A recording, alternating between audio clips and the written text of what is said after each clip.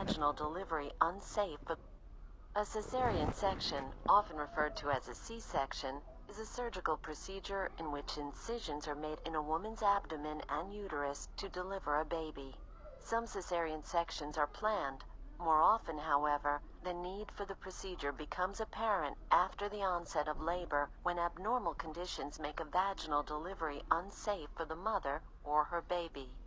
Common indications for cesarean section include dystocia, placenta previa, and fetal distress.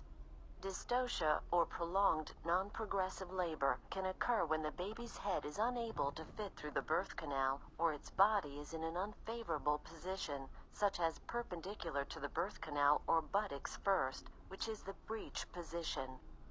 Placenta previa occurs when a low-lying placenta partially or completely blocks the cervical opening. Fetal distress occurs whenever the health of the baby is in imminent danger, usually from inadequate blood flow through the placenta or umbilical cord. Fetal distress can occur when the placenta separates from the wall of the uterus prior to delivery or the umbilical cord becomes compressed or squeezed. Other conditions that may require a cesarean section include multiple births, large tumors of the uterus, genital herpes or other infections, or medical problems such as uncontrolled diabetes or hypertension. Your doctor may use ultrasound testing and a fetal heart monitor to help decide whether your baby should be delivered by cesarean. When a cesarean section becomes necessary, you will be prepped for surgery. If not already in place, an intravenous line will be started, and a catheter will be inserted into your bladder to drain urine. In the operating room, you will be given anesthesia. In most cases, a spinal anesthetic is administered to numb the lower portion of your body. Sometimes, however, a general anesthetic will be used. Your doctor will begin by making an incision in your abdomen. It will either be a vertical incision from just below the navel to the top of the pubic bone, or more frequently, a horizontal incision across and just above the pubic bone.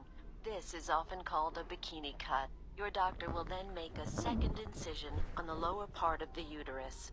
Once the uterus is opened, your doctor will rupture the amniotic sac if it is still intact and deliver the baby. The time from the initial abdominal incision to birth is typically 5 minutes.